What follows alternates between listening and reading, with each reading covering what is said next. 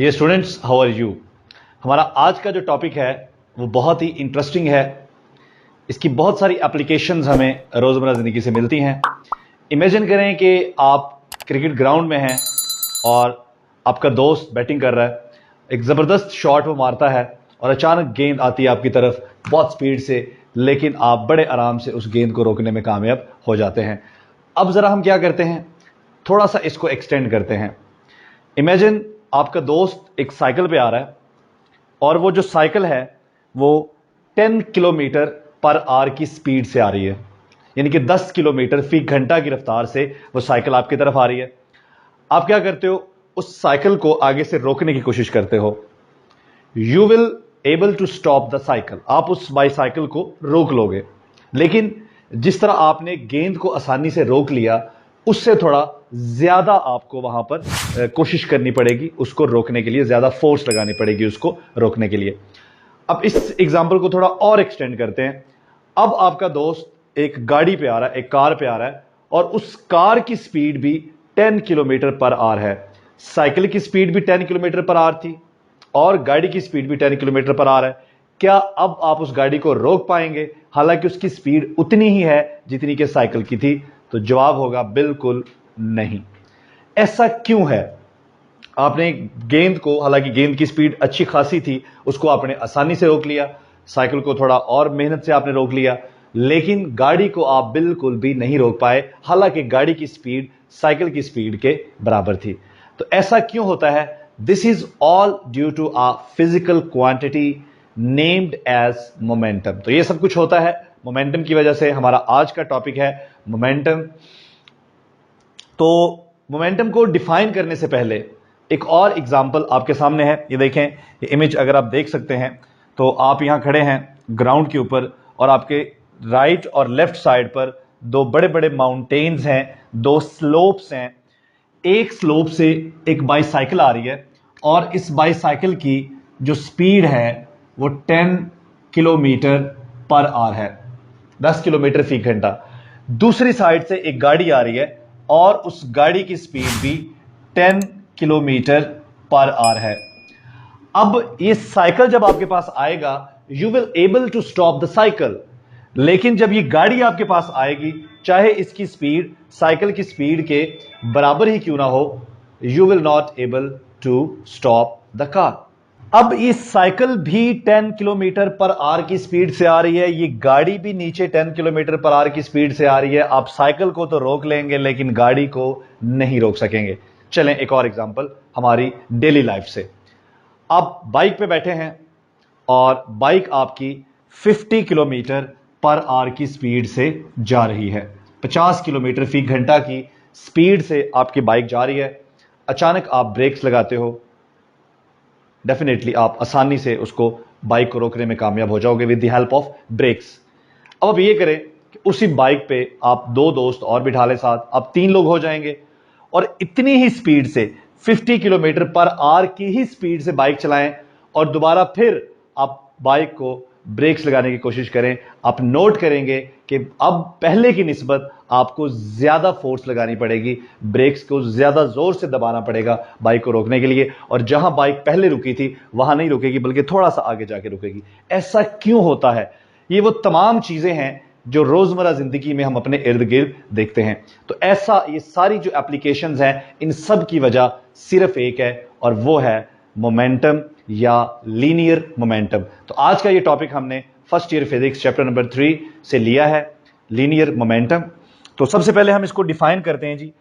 Linear momentum को आप कह सकते हो मैस इन मोशन, यानी कि जब कोई ऑब्जेक्ट या जब कोई मैस मूव करना शुरू करता है तो उसका जो मोशन है उसी को हम कहते हैं मोमेंटम।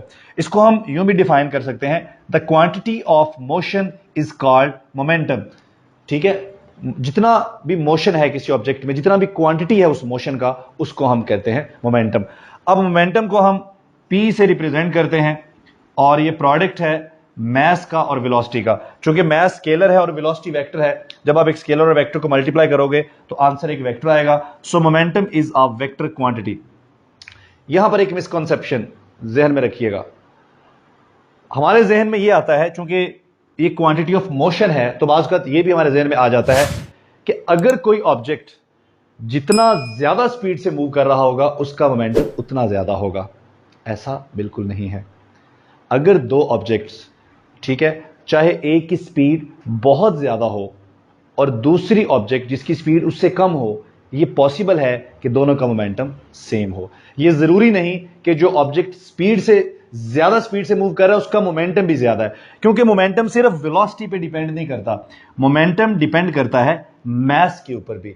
तो मोमेंटम में दो चीजें हैं, दो चीजों का प्रोडक्ट है, मास का भी और वेलोसिटी का। ठीक है, तो इसका मतलब है कि अगर कोई चीज बहुत ज्यादा स्पीड से मूव कर रही है तो इसका हरगिज मतलब नहीं है कि उसका मोमेंटम ज्यादा होगा। ठीक है, स्पीड खाली डिटरमिन नहीं करती, मोमेंटम के लिए हमें स्पीड के साथ साथ मास का पता होना भी जरूरी है। ठीक है, इसकी एक और एग्जांपल हम दे सकते हैं। फॉर एग्जांपल, जब एक बुलेट फायर किया जाता है गन से, तो बुलेट फॉरवर्ड डायरेक्शन में मूव करता है और गन बैकवर्ड डायरेक्शन में।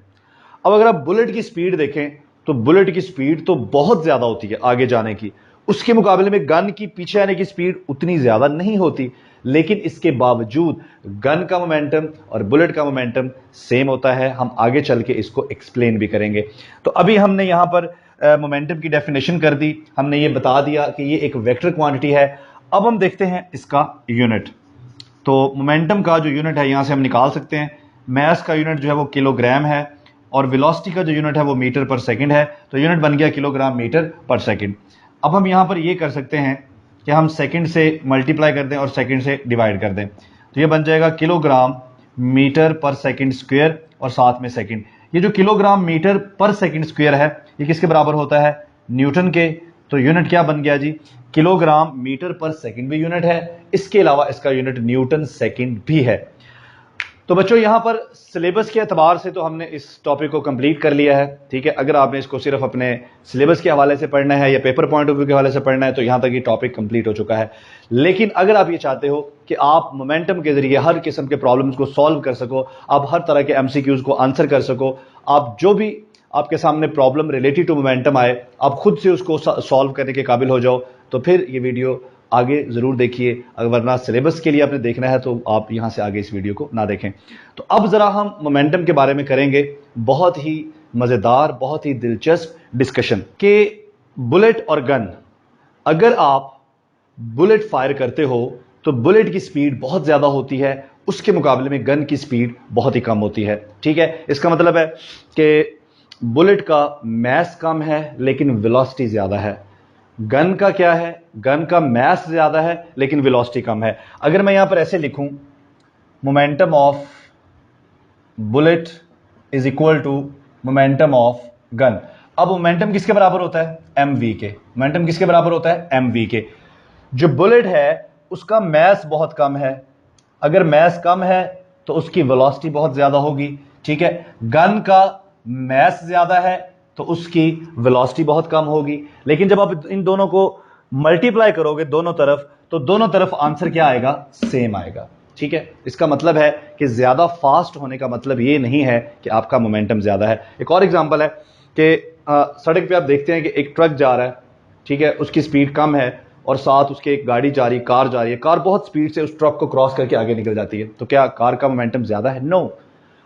अगर आप उस कार के मास और वेलोसिटी को मल्टीप्लाई करें और उसका आंसर निकालें तो हो सकता है कि वो ट्रक के मास और वेलोसिटी को मल्टीप्लाई करने से ट्रक के बराबर आए।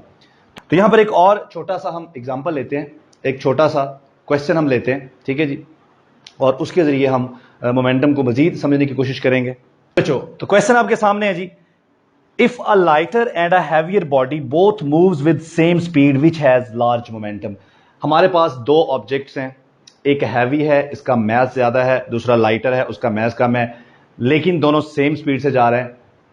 बताइए दोनों का मोमेंटम क्या होगा? क्या दोनों का मोमेंटम सेम होगा या किसी का ज्यादा होगा? जिसका ज्यादा होगा क्यों होगा, और अगर दूसरी का कम है तो क्यों कम होगा? आइए हम इसको समझने की कोशिश करते हैं। तो हमारे पास दो मोमेंटम है, एक हमारे पास है P1 और एक हमारे पास है P2।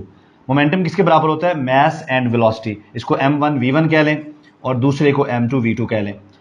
अब लाइटर बॉडी और हैवियर बॉडी, ठीक है, दोनों का स्पीड सेम है, दोनों सेम स्पीड से जा रही हैं। आपने बताना है कि दोनों में से मोमेंटम किसका ज्यादा है, ठीक है, या बराबर है, ये भी आप बता सकते हैं।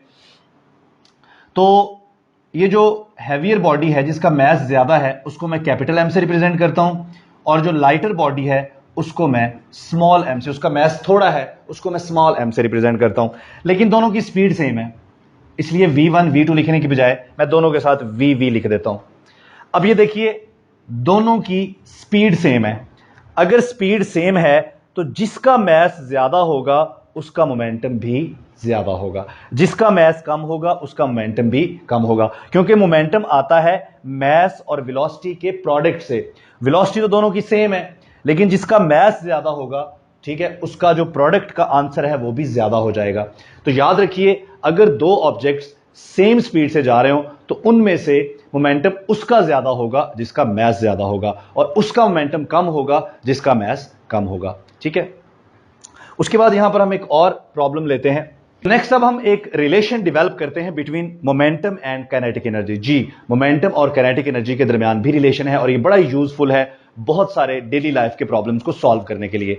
तो हम देखते हैं कि इनमें क्या रिलेशन है।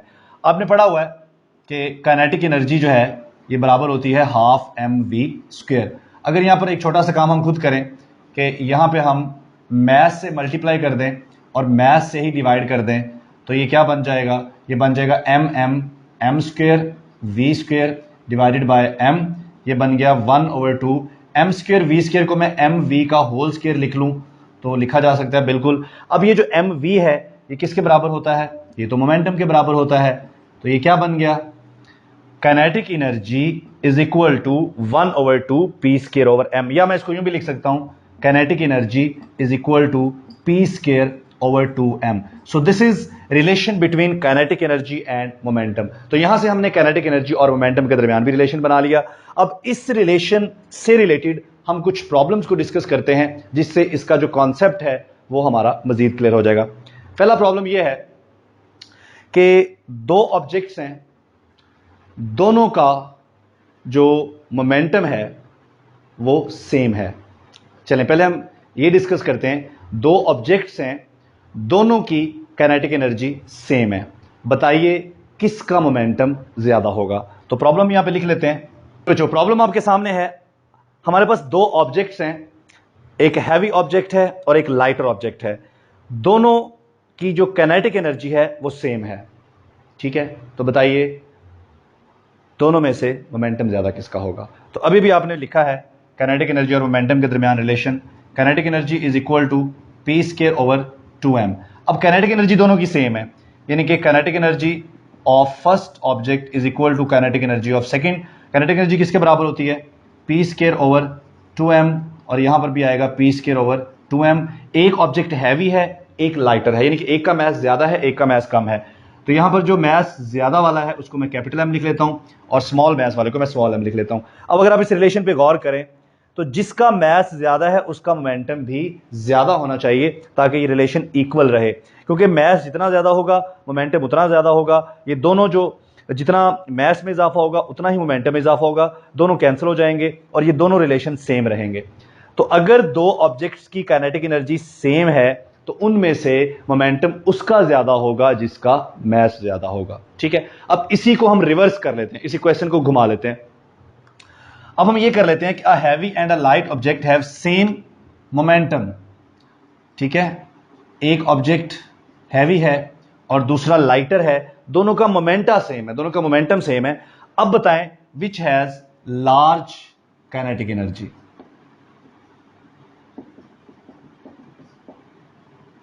ठीक है, अब दो ऑब्जेक्ट्स हैं, दोनों का मोमेंटम सेम है, बताइए किसकी काइनेटिक एनर्जी ज्यादा होगी।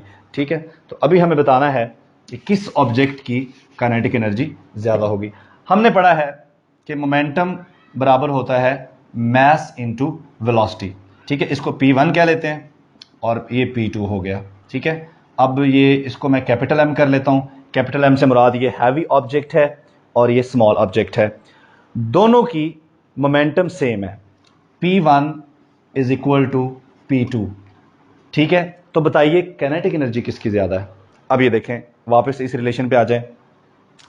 अगर दोनों का मोमेंटम सेम है इसका मतलब है कि जो ऑब्जेक्ट जिसका मैस ज्यादा है, ठीक है, उसको बहुत थोड़ी वेलोसिटी चाहिए दूसरे के मोमेंटम के बराबर आने के लिए, और जिसका मास कम है उसको अपना मोमेंटम हैवी ऑब्जेक्ट के बराबर लाने के लिए क्या जरूरत है? ज्यादा वेलोसिटी की जरूरत है। तो इसका मतलब है कि अगर दो ऑब्जेक्ट का मोमेंटम सेम होगा तो उनमें से काइनेटिक एनर्जी उसकी ज्यादा होगी जिसका मास कम होगा, क्योंकि मोमेंटम बराबर है, ठीक है। जो हैवियर ऑब्जेक्ट है उसका मास ज्यादा है, ठीक है, लेकिन जो लाइटर ऑब्जेक्ट है उसका मास कम है। तो लाइटर ऑब्जेक्ट को अपना मोमेंटम हैवी ऑब्जेक्ट के बराबर लाने के लिए अपनी स्पीड को क्या करना पड़ेगा? बढ़ाना पड़ेगा। जब स्पीड बढ़ेगी तो स्पीड का डायरेक्ट ताल्लुक किसके साथ है? काइनेटिक एनर्जी के साथ है। इसका मतलब है कि अगर दो ऑब्जेक्ट्स का मोमेंटम सेम हो तो उनमें से काइनेटिक एनर्जी उसकी ज्यादा होगी जिसका मास कम होगा, ठीक है। और अगेन मैं आपको एंड पे दोबारा कह रहा हूं कि मोमेंटम का हरगिज़ मतलब ये नहीं होता कि अगर कोई चीज बहुत स्पीड से मूव कर रही है तो उसका मोमेंटम ज्यादा हो गया, बिल्कुल नहीं। मोमेंटम में हमें स्पीड के साथ साथ वेलोसिटी को भी मास को भी देखना होता है। जब इन दोनों का प्रोडक्ट होता है तो उस प्रोडक्ट के नतीजे में हमारे पास मोमेंटम आता है, और इसी को हमने शुरू में डिफाइन किया था कि mass in motion is called momentum. तो इसके साथ ही हमारा ये मोमेंटम का टॉपिक जो है ये कंप्लीट हो गया है। आई होप आपको मोमेंटम अच्छी तरह समझ आ गया होगा। अगर कोई क्वेरी है, कोई क्वेश्चन आपको समझ नहीं आया तो आप कमेंट सेक्शन में पूछ सकते हैं। Thank you, Allah Hafiz.